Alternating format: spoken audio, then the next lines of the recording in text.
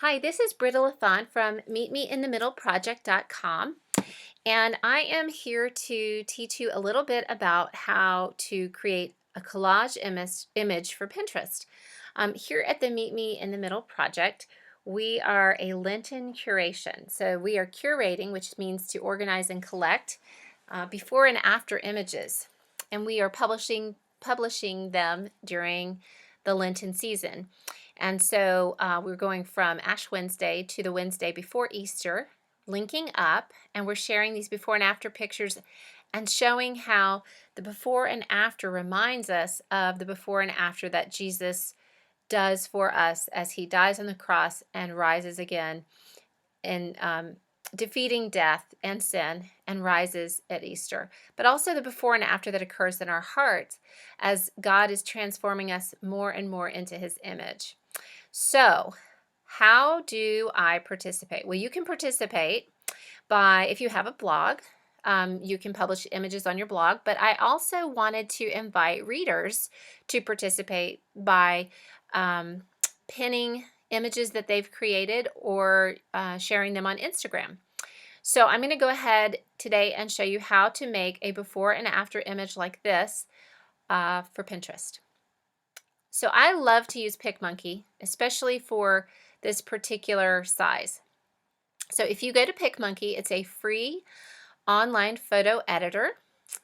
You can edit just single images or touch them up. You can also create an image if you wanted to create maybe a text image or something like that. I do that a lot on my website. But if you want to do a collage, it's a simple process, and here's what we do. So we go to the computer, and you can see I've done some practices, but we're going to do them again. Here, use these images, the before and after for laundry. Okay, so the idea behind the Meet Me in the Middle project is that all day long, every day, we're confronted with before and afters. It's before I make a meal and after, I've got it all finished and it's on the plate, I've made a mess in my kitchen. And I have another before. So I've got to clean my kitchen, and then the after is when it's nice and clean. And it seems like we love so much to live in the after. We like home reno shows. We like weight loss transformations. We want to get that great job, get that beautiful house, get that new car. We want everything renewed, changed, improved. And so so much of life is not like that, right? It can be really discouraging to live in the now or in the before or in the place that comes between before and after. And so it is just a good reminder for us to see these before and afters and to remember that there's something greater that they point to. So, okay, I'm going to show you what I mean. So let's go ahead and select. So we've opened the photos already. We did that at the beginning. If I wanted to add more photos for a different, like maybe select a different photo, I would do that by clicking here.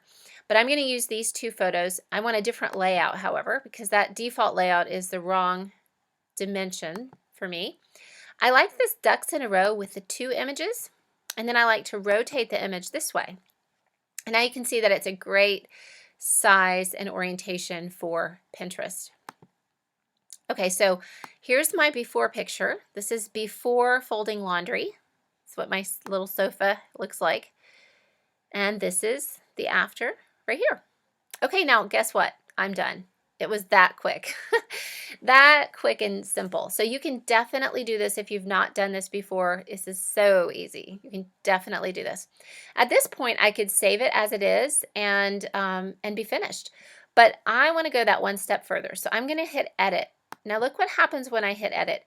It reminds me that once I open it in the editor, that I'm not going to be able to do anything to those two photos anymore. In fact, they will now be one photo, and they are not editable again. So I want to be sure that I've made a good selection, that I've got the pictures that I want, and I do. So I am going to open it in the editor.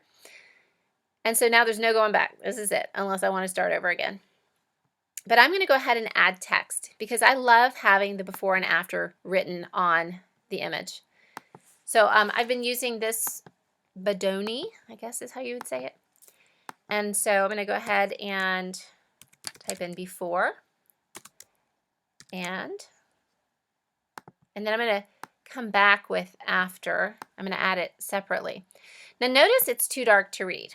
Okay, so I'm going to go ahead and I'm going to select a different color. Now I could select any of these crazy colors, but I tend to like neutrals much better. So I'm going to go ahead and go with white. Now I could go with like maybe an off-white. That's kind of a brighter color that's in here if I wanted it to be more neutral, but I'm really just using black and white for this text for these. And so I'm going to go ahead and do that. You saw, I think, on the other website that I had some that were different colors, because it really depends on your image what color is going to be easy to read. So right now you can read that. That's before and after. I'm going to show you another way that you can make it even easier to read, but we're going to stick with that for now. I want to also add the text that is the hashtag that we're using, because I want everybody to know how to find each other on social media.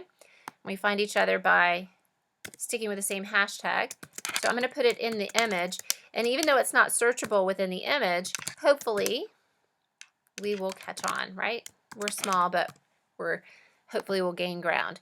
Now right away you can see that this is the wrong size. It defaults to like way too big to fit. So what are we going to do? Well, over here I can select a different size with just by picking kind of a preset size. I can go ahead and enter a size that I like, and this size actually works very well, but again it's hard to see, so I'm going to make this white. It was a little bit easier that way. And so that's the perfect size, but if it wasn't, here's something I could do. I could change the size this way. Now, often I like to make the text centered, and then the way that you know that it's really centered is to bring the resizing buttons all the way to the edge. So it's really from one end to the other, and it's centered, so it's going to be in the very middle. And we are meeting in the middle. So there it is. That's my Meet Me in the Middle project image. That could be week 1 right there. So I'm going to go ahead and show you with a different video how we would upload this to Pinterest, and the comments that we can make where we can kind of the text that we include with our pin is really important. So be sure to watch that when you're ready to upload to Pinterest. So I'm going to call this pinnable image, and I'm going to just hit save. And that's going to save, it's going to just go straight to the folder that I got it from. Now, the other thing I want to show you is here's another option. So here we were in the text, but we can go to overlays.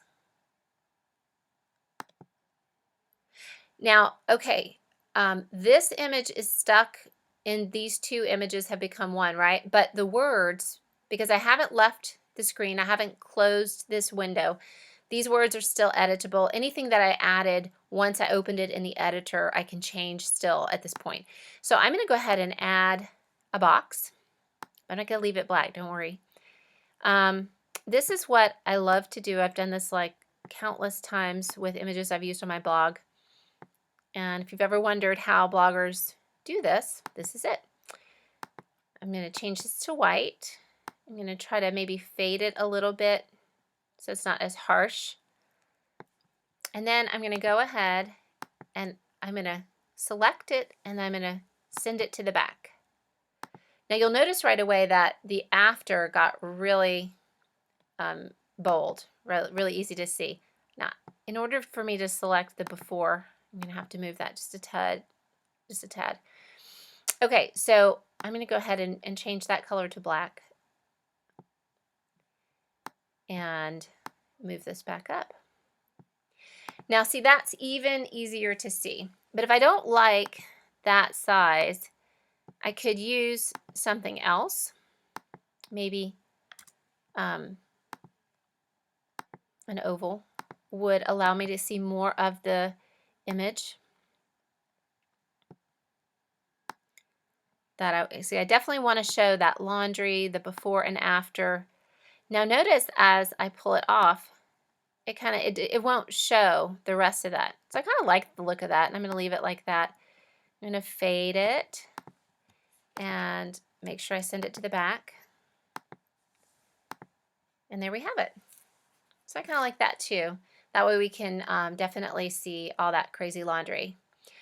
So anyway, go ahead and check out my other videos. I'm going to have one on how to do an Instagram image and also how to share these as links on the meetmeinthemiddleproject.com, because we're going to have a link up weekly, and I want to be sure you know how to do it.